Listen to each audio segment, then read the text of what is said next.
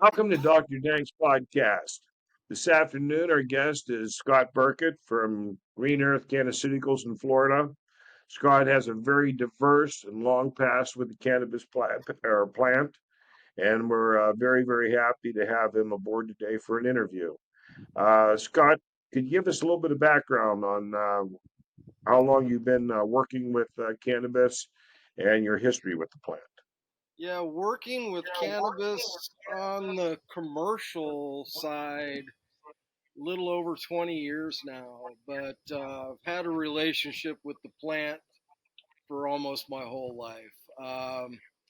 I got into using cannabis as a medicine. I'm a disabled vet. I've had 8 knee surgeries on my left knee, a total tibial reconstruction on my right leg, 2 shoulder surgeries, 3 back surgeries, and being a veteran going through the VA, I was on the VA opiate plan. So they had me hopped up on painkillers for quite a while, and I got off of the opiates with medical marijuana. So we started. I started using marijuana as a medicine actually right before California legalized it. Gotcha. And that helped me get off the opiates. Once I got off the opiates, went back to college, got my shit together, um, took the MCATs and PCATs. I qualified for both medical school and pharmacy school. Was accepted at University of Florida. I got into the pharmacy aspect of things. That wasn't really my passion. So I ventured into cardiovascular medicine and I worked in that field for 10 years and got out of the medical field into growing cannabis for medical marijuana once Florida became legal. So I started growing legally in Florida when we first started the legal process here. Um, but since then, I've been out of the medical field for about 15 years now, doing solely cannabis research for medicine. Now you have your own cannaceutical company that produces a number of different products out of minor cannabinoids other than THC. Just yeah, we like I say, we were partners with FAMU in the pilot hemp program here in Florida when they started that. I actually when I was growing medical marijuana in Florida, I was the largest grower at the time I left. And I got out of the industry just really, I had a bad taste in my mouth of how the medical marijuana industry operates, and it's very similar in every state I've operated in. To me, I left a career in medicine. I've been educated in pharmaceuticals and medicine, medical endeavors, worked in hospitals, and when I come out and when I talk about medicine, I'm talking about a product that should be used as medicine for medical purposes. And it's presented that way, and we vote on these things, and we have medical laws in these states now. But it's really not medicine. It's a recommendation card to go get high. The people that are cultivating, they're not cultivating a product as if they're concerned with the patient or the recipient of the product. I've seen very bad things go on in this industry. That if there was a concern about the medical patient, these things wouldn't happen. So that's why I basically got out of that industry and formed my own company in the hemp side of things. And again, we can make all the THC products from hemp-derived cannabinoids.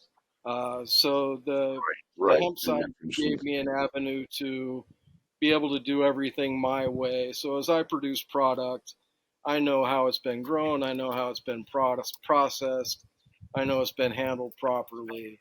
And because again, I'm also a patient. I take this stuff.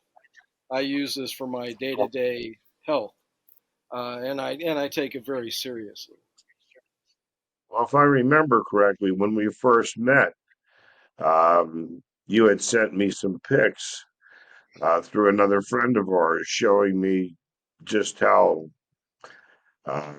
messed up the one grow that you were working at was and what they were tolerating and trying to do in the name of medicine. It surely was in the opposite direction. Yeah, you can't call anything medicine and say you're concerned about the patient, the human being that you're selling this product to, when you hang it in a bathroom to dry, when it's touching a toilet, when you have test results that show E. coli. Uh, Yep, I remember. you don't care. So let's not pretend that we do at that point, and that's what made me leave the industry. And it's not one company in the industry that's like this. Uh, I would say it's the majority of the industry is like that. Um, I believe. I would like to say it's not, Well, but in my heart of hearts, I think it is. we've talked on numerous occasions about the methodology behind the different growers, the so-called medical licensed growers, compared to uh, the old school methods we used. And, they're even producing a different product with a slightly different effect. Um, so the target's missed. And it's clearly a lot of the medical concern seems to be off course. Would you agree with that? Yeah, if it was, if again, based on medicine, if this plant and these products have been tracked as medicine, having medical value, and you knew the true COAs of a product that was produced 20 years ago, and you take that same genetic line of plants that's been modified over the last 20 years, they breed for higher THC. They're dumbing down a lot of the minor cannabinoids.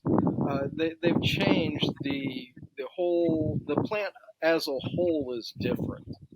Um, THC is a beautiful cannabinoid. I don't knock it at all.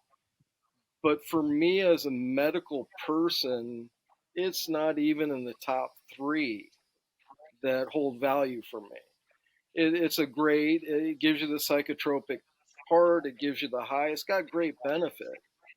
But Right. again, it's an entourage effect, it's a holistic effect of the plant.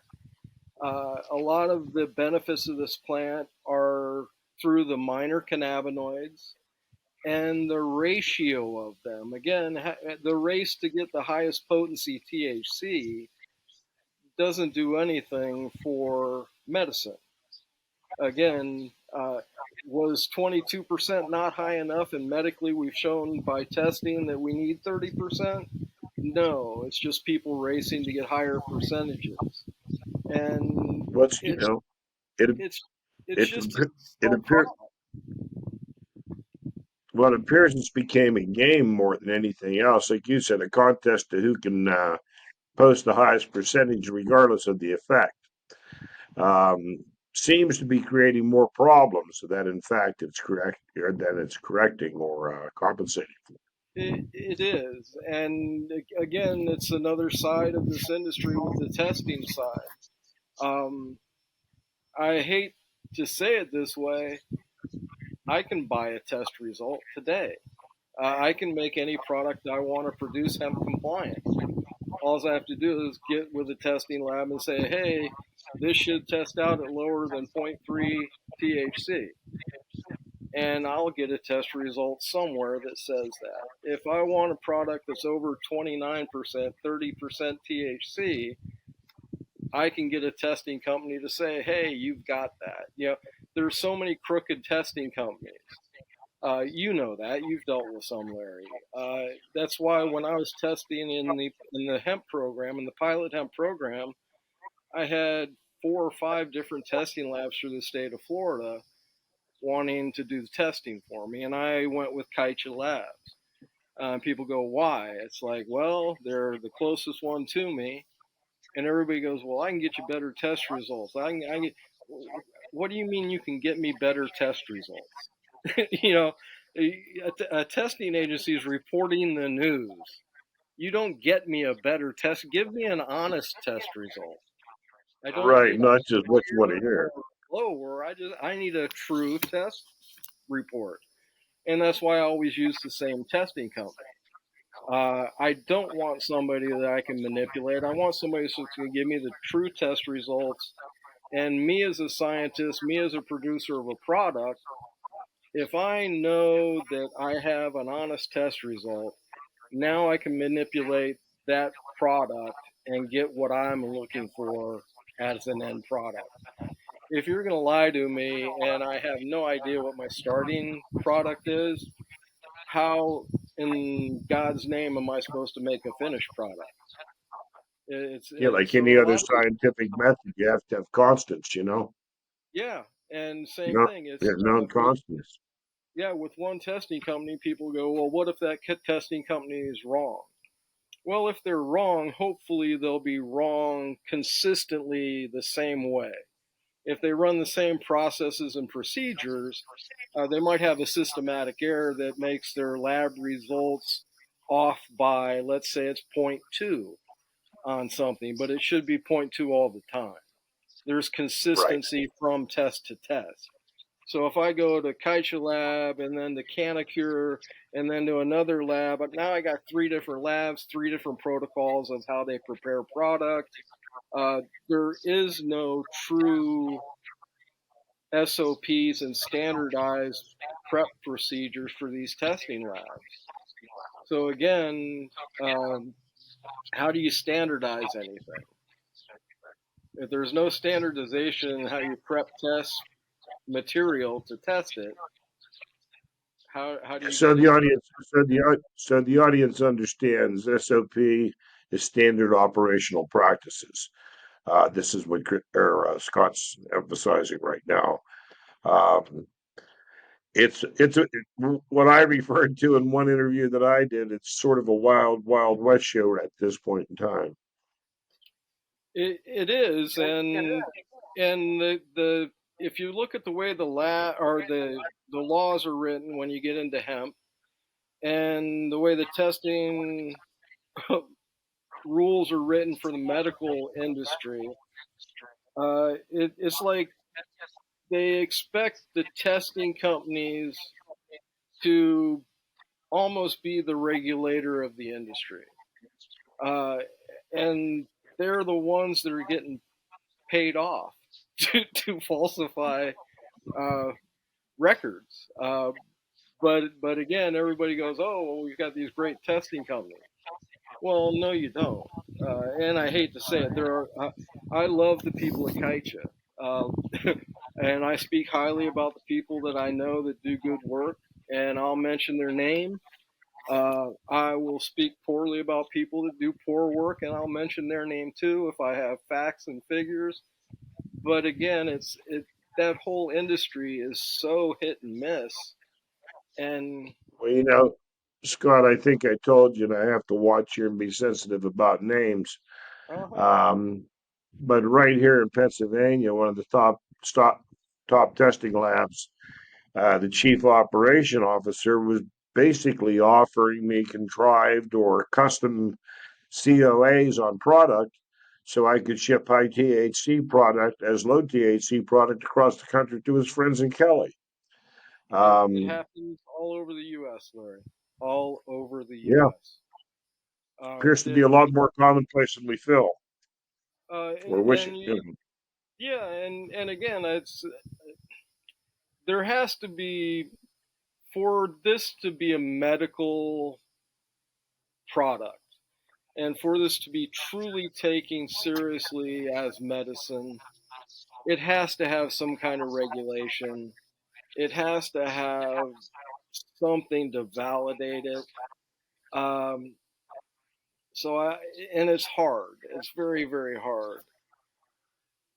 All that being said, it's as soon as you're cheating the system, you can't validate. You can't get that system back. It's like losing your virginity. Once the system's gone, Good once you've analogy. lost it, yeah, once you've lost it, you lost it. You only get high the first time once. So once you're past that point, once you're corrupt, once you've been tainted, okay, we're gonna tone it back down and get it back in line.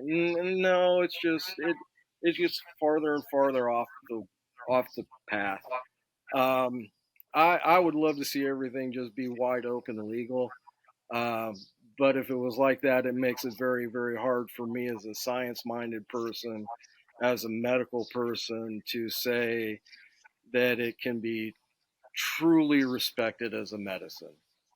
Uh, that's Now, on my that note, well, on that note, before we go much further, my memory serves me correctly. You had quite a bit of scrutiny and criticism, especially because your choice of careers and being that you openly expressed that you use cannabis as a medicine. Can you share a little bit of that with us? yeah. I'm very open with my cannabis use, especially now. Being out of the hospitals side of things, it makes it very easy for me.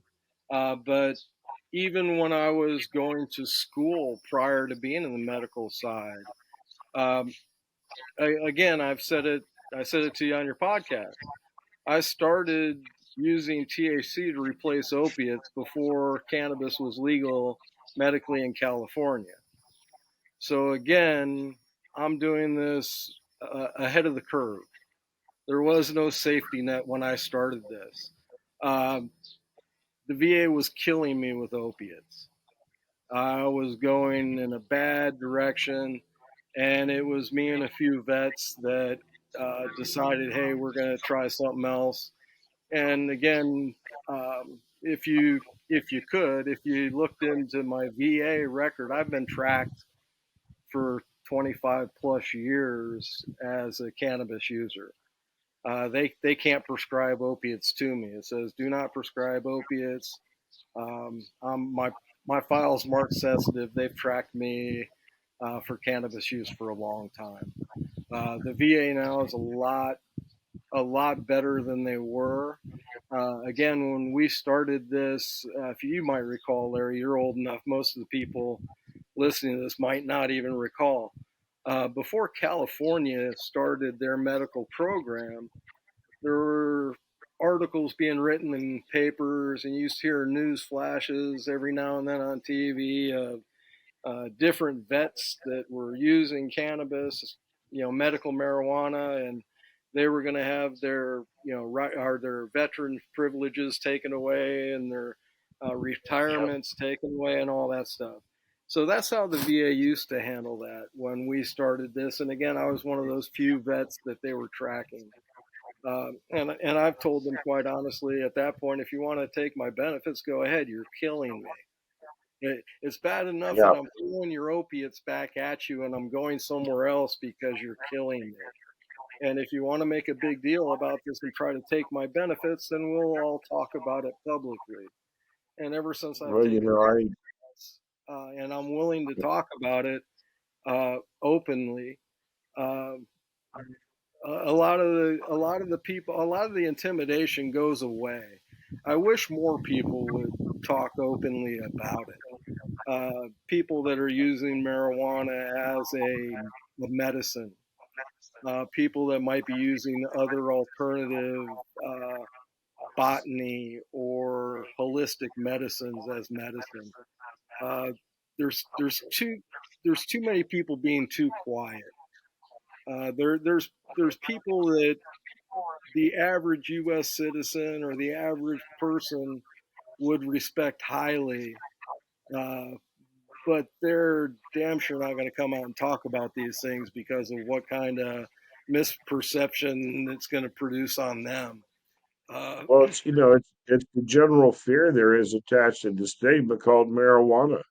yeah, Um, I was talking to a farmer from down by Lancaster, Pennsylvania last week, and we were just going through, PowerPoint by PowerPoint on all the benefits of the cannabis plant, from industrial through medicinal. And, and I was thinking it, he said it. But basically, that if it was by any other name other than marijuana or cannabis, somebody would yell out, "Oh my God, it's a miracle drug." But the stigma is so heavily attached to it that it is something negative, something that's going to harm us in some fashion. And of course, I think they have researched every possible way that cannabis could possibly affect us negatively and haven't found anything else other than the munchies, the best of my knowledge. Um, what is happening, and you hit on it a little bit, is this competition to see who can put up the highest mark with THC does seem to be having some negative effects on certain people's behaviors. Um, because I don't believe it was ever the intent of this plant or whoever gave this plant to us to max us out on THC. Like you said, it's a full entourage effect. It's the various cannabinoids working in conjunction with each other that controls certain ailments. Yeah, it's if you look at the way marijuana is being consumed today versus 25, 30 years ago. Um, when I was younger in my 20s and we used to go, hey, I'm sorry, I'm going to admit to doing some illegal things here, Larry. Might shock people, but we used to smoke weed when I was a younger man, and we used to get high, but I never knew anybody that had marijuana induced psychosis. No, no. I never met anybody that had cannabis induced hyperemesis. I never met anybody with a lot of these problems. And again, these problems seem to pop up as we're going farther and farther away from what this plant naturally is. Again, as everybody tries to live healthy and do things healthier, we tell everybody stay away from genetically modified, get natural, and again, everything we're doing to this plant has been modifying it genetically. We're Yeah, that altering this plant all the way through, and wondering why we're having problems with it. Well, we didn't have problems with it till you screwed it up. And well, again, most in the very beginning, Scott, all we talked about is the full entourage effect. yes, Those of us that has used the plant as a medicine for years understand this. I mean, it's not a competition, excuse the expression. It's not a big dick contest. It's not who can put up the highest numbers and the highest octane. That's not what makes this medicine. no. And again, when I started, the only thing we had to really go by was whatever we could think of as a process to extract this plant, and that was basically Rick Simpson oil was the standard at that point. And when you got to where you were finally making your own RSO oil, and treating yourself and treating other people, the gold standard was get everybody up to eating a gram a day. Well, a gram a day of good RSO oil, that's 800 plus milligrams of THC. Maybe a little less, but that's a heck of a dose of THC. But now, if you take all the other minor cannabinoids that are in there, that's a good blend of cannabinoids that have great medicinal effect. And we never tested that stuff, Larry. We didn't know what the hell was in it. We knew it was Well, natural. But we didn't know CBN, CBG, CBV, any of that. We just knew we had this magical oil. We knew we had THC in it. We knew we had CBD in it. Um, we knew, I nonchalantly act like we didn't know anything about it, but we damn sure didn't have a potency test on it. We damn sure weren't sending it out to labs to have them run a potency test on our oil before we finished making a product out. So again, we were taking high doses of a very, very well-rounded mix of cannabinoids, and it was an entourage Well, they, effect. well, they tell me even, um, some of the historic strains of the Caribbean, such as the Santa Marta Gold and the Red, the Lamb's Bread. The other day I was laughing and telling a friend of mine about one time, and this is going back probably 35 years ago, and um, I was driving a tractor trailer load of straw to Latrobe, which is one of the triple crown of steeplechase racing, Rolling Rock, and we smoked this big fatty up. Now that joint at at the furthest stretch of my imagination, that marijuana couldn't have been over 15-20% THC. But the combination and the ratios between the THC, CBD, CBG, and the other minor cannabinoids had a very interesting effect. A big old Buick Electra with a loud exhaust system pulled up beside me and was passing me on the left hand side. I blinked. It seemed like roughly an hour went past. I was in this little dream world and dreamscape and seeing all these things happening. And when I blinked the second time, the car was barely past me, had probably progressed about 50, 60 feet, and there was only a time lapse of maybe 10 seconds, Sure. uh, which in reality really did not cause an unsafe scenario, but did make me feel like I had went on an incredible euphoric journey. And I believe that this has a lot to do with classic combinations, the full entourage effect of the original land races, and combination of land races, which we've almost extinguished at this point because of the breeding. Uh, that's one of the biggest projects and the highest benefit I think that we'll see as this plant gets moved forward as medicine is being able to go back to land races and start over. Yes, Um, sir. without a doubt, we have bred, trying to breed uh, volume into this plant, mass into harvest. We're trying to either increase potency or increase productivity. And we've done a lot negatively to that plant, in my opinion. You look at all Oh, these indeed.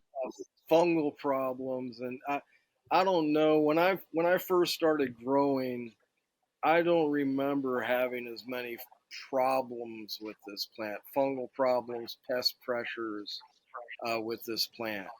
My IPM program, and again, if you do things properly, you don't have much of an IPM program. But we used to do it Right. almost all with CalMag. You get enough calcium in Right. them, fertilize them Yep. heavy, and that healthy plant, there's not a bug in the world that's going to touch it. Well, And that and that's something that's really interesting because just like from extreme inbreeding, line breeding, combinations of breeding methods, you genetically weaken certain strains, even in animals. The same happens in cannabis. sure, And the disease resistance and the fungus resistance, I believe, is directly correlative to the breeding that's been done. Um, a lot of people that breed should not be responsible for that task, since in fact, not only do they lock down desirable traits often, but often they lock down undesirable traits through line breeding, which manifest themselves later down the line as a negative effect. well, and Um, if you look at the industry as a whole, also, again, I'm pretty well educated, and I've dealt with some high level educated botanists and plant people. Your average cannabis breeder has absolutely no damn idea what they're doing. Just because you got a male plant and a female plant and you come out with seeds at the end of it does not make you a breeder. And that's what a lot of people don't realize. And I've talked to so many people. Oh, hey Scott, I got some seeds I want you to try. There's a new strain I'm working on. I bred yada yada Kush with bubble gum included cooking. Hey, this, and it's going to be a great plant. And it's like, dude, you don't even know what you bred. You have Yeah, no there's idea. like 14. You have no There's idea like what 14. you did. Yeah, there's like 14 lines combined in this conglomeration of bullshit. Yes, and you Um, got your shit from somebody that didn't know what they were doing. Nobody even knows what they have. That's why well, when we remember, do breeding, I go back and do some really cool stuff like DNA footprints of a plant, so I know what right? I've got, and I know I can go back to that and start with that. So again, it's the industry, and like the same thing. To call it medical, no, it's not medical. To call this a medical industry is laughable. It's not medical. If it was medical, doctors would give you a prescription for it. They give you a recommendation because they can't do anything else. It was better Oh, medicine look when at it this. was illegal. It was better medicine before it became medically legal. Exactly That's right. the Well, thing. we have, Thing that ought to well, open every. you know how mankind has a wonderful way of destroying things by his own design. Let's talk a little bit about the Schedule One Controlled Substance Act. As you know, it's affected me directly here in the last year through a DUI that I was acquitted of impairment, and they still found me guilty of having um, the metabolite in my blood, which, of course, as we know, is going to be in there. Well, Scott, for as long as I've smoked weed, what do you say? It's probably going to be in there in the next 25 years. Well, yeah, I can tell you on an honest, you're hot at least 60, easy, Larry, probably 90 plus. But yeah, if you stay the same build you are right now and you quit smoking right now, and why you would do that to yourself, I have no idea. But let's say you lost your mind and you decided to do that, and then you lose 10 pounds 10 years down the road. Yeah, you could pop positive again. It stores in fat cells. The human body has ways to store things, and we always have stuff in our systems. For me, I know when I got out of my cardiovascular course, um, and they had to test us when we went on our externship. And for me going out, everybody took their drug test, I failed. And they're like, well, Scott, they called me back into into the office at the institute I was at. And it was like, well, can you explain to us why you or how you failed your drug test, Scott? I said, yeah, because marijuana was in my system. What do you mean? Why did I fail? I mean, Uh, I because I use marijuana. I mean, everybody here knows I got off opiates with THC, and they're like, and we kind of told you that your drug test was coming up well over 30 days, and I said we quit. Everybody in the whole class and school quit when they knew this test was coming up. I said I wasn't unique. I said, but I was 35 days, I think, 37 days at the time of the drug test, and I was positive. And I had to appeal that drug test, so I had to pay for my own drug testing for that portion of it. And you can appeal it and retake your drug test, but I had to go take at-home drug tests, and I wasn't clean for it was 62 days, I think, is when I pissed clean, and that's on cannabinoid that it says out of your system in 30 days. Well, again, I Right. was eating a gram of RSO oil a day. Again, this was right after I got off of taking, 20 sometimes opiates a day. I mean, I just replaced my opiate habit with THC and got my life back. I, And know- I it sounds funny. I said I replaced it with THC and got my life back together.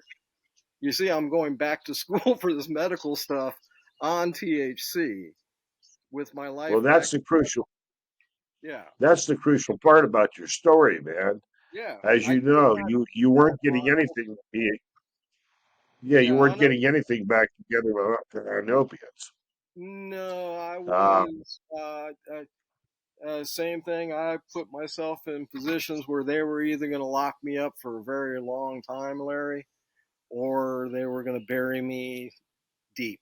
Those yeah. were the only two things that could have happened to me, other than giving up the opiates. That's where I was going. Well, I'm not going to sit here and bash on the VA, but my own brother Ronnie come home from Vietnam in '68. Um, he had an opiate or a heroin addict or addiction by his own design. But of course, very quickly after he returned home, they put him on all the opiates and um, whatever drug that would please him. That's what my father used to be so fascinated with. He said it doesn't seem like they have a really set course they go on. They just give you whatever will shut you the fuck up. That's what Um, it was. I mean, Larry, they used to prescribe me opiates, and I hate to tell people how many I took, but I mean, I used to get quart bottles full of opiates. That was for a month. That was a one insane. month supply, and I used to eat them like shit. I used to, I used to wake up in the morning and I would chew two of them up, 2 time release oxys up, and then I'd take two more, and then I'd go get my day started, brush my teeth, get something to eat, and by the time an hour or so has gone by, I'm probably taking two more. So I got probably 6 oxys in me before I left the house, just trying to get myself upright and Yep. drive on with my company. And again, Well, by the grace of God, you're still here, man. no, and it like I say, if I hadn't given up the opiates when I did, I was either going to do 15 to life or be buried. There was no other viable option. So that's where I was going, and that's why again when I quit, I came out and quit. I stepped into the light. The VA, hell, you can take everything from me you want. The police, if you all want to throw me in jail, come get me. I'm not hiding from anybody. I'm very open about what I do. Grown man. I'm not ashamed of anything.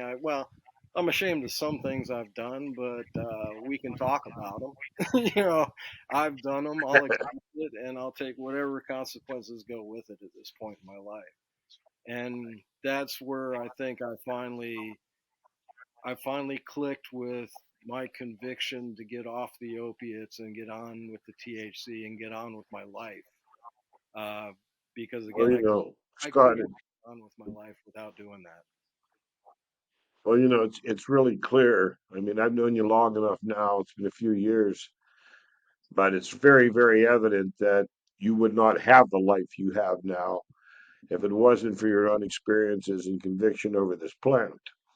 Um, the other thing that I've been amazed about, and maybe we'll do this in conclusion of this podcast, is I know of you working with numerous other people that had chronic issues that traditional medicines were not remedying and not helping with, and that you've helped greatly with CBD and other minor cannabinoids. Yeah, I work with a few NFL football players that I got into dealing with them with chronic traumatic encephalopathy, concussion syndrome. Um, I met, I'm not going to use his name, big offensive lineman, big old boy, real nice guy. Right now, he's been out of football and he works for a company and he writes contracts. And being an old football player, his knees are gone, his shoulders are gone, every joint in his body hurts. And he's got CTE. So he's on CTE medications. He's got some alpha male anger issues, as all those guys do. You don't become a pro football player without being an alpha male and being aggressive. Now, And then if you take and put all the head injuries on there, they're live wires, which is why I like playing with them. Me as a disabled vet, I was dangerous on opiates, which is why I like. That's why I respect what the plant did for me. So being able to correlate what I've been through with my military and my mindset, and find a common ground with their mindset. And the same thing is we're alpha type people with anger management issues that are due to head injuries and frontal lobe injuries and all kinds of things. CBD has great neuroprotective properties, great inflammation reduction properties. And I talked to him, let's get you on some CBD. And we just started with regular CBD. And when I put out CBD, when I say regular, I'm talking a 3,000 milligram tincture. Most people use like 1,000 milligram tincture. It's not high enough dose to really do anything. If you're not taking 100 milligrams of CBD a day, you might as well not take it, in my opinion. You're playing Right. around. But we got him on 100 milligrams, 50 in the morning, 50 in the evening. And I said, listen, what you do, go home tonight, take a piece of paper and make a list of everything that's bothering you, from my knees hurt, my shoulders hurt, I'm depressed, I'm sick a lot, I can't get a whatever your problems are, list them. And then fold that piece of paper up, put it on the shelf somewhere, and take the CBD for a month. Take zero point 0.5 mils in the morning, 0.5 in the evening. A 1 ounce bottle will last you a month. And then go through and make another list. And then pull the old list off the shelf and compare those lists and see what fell off the list. That's the easiest way to see if things work for you. Well, he called me back in about 10 days. He's like, you know what? I'm just sitting here at my table on the computer and I'm writing contracts out. And he writes a lot of contracts, works for a propane company. And he's like, you know what? I hadn't thought about it, but I've been writing a lot of these contracts. And he goes, Scott, I couldn't hold a pen. He goes, my hands are so arthritic. That was one of my biggest complaints, is being able to write a contract and do the paperwork and fill out these contracts every day is just painful as all get out to me. And I'm sitting here at the table for like 2.5, 3 hours just doing all my contract work, filling it out, and everything's fine. And I'm like, well, there you go. So if you have to take it and get it into your system, get it at a therapeutic level, and then let it rock and roll, and you'll be surprised what it helps with. Same thing Well, within that same month. Talking to his wife, same thing. Donnie came back and got another bottle from me. Yeah, mine ran out, and I'm just gonna go ahead and pick up about 6 bottles of this stuff from you. I'm like, well, dude, you can come. I'm here. I live right around the corner from the guy. I'm here. You don't have to pick up 6. He goes, no, I can't run out.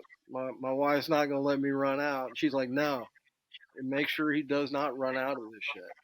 He goes, he is actually bearable to live with. His decision making. I said, yeah, it just calms everything down. I said, you'd be surprised, you take pain away from a bear, all of a sudden that bear ain't so mean anymore, that's and right.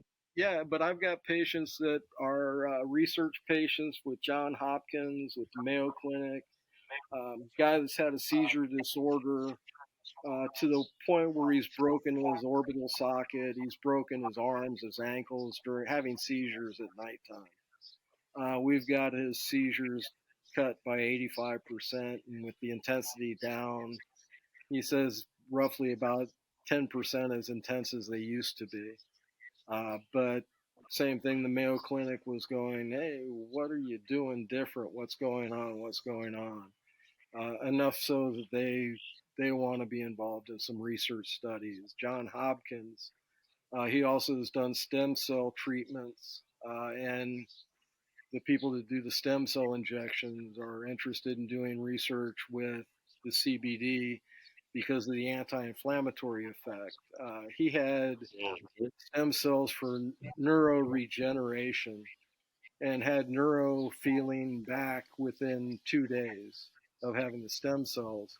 And most people don't get anything like that for 10 days.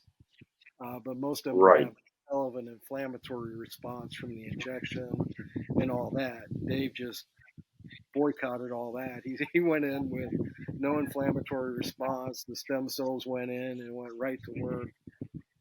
But yeah, there's a lot of really cool stuff happening. There's some stuff I'd love Well, to you know, talk.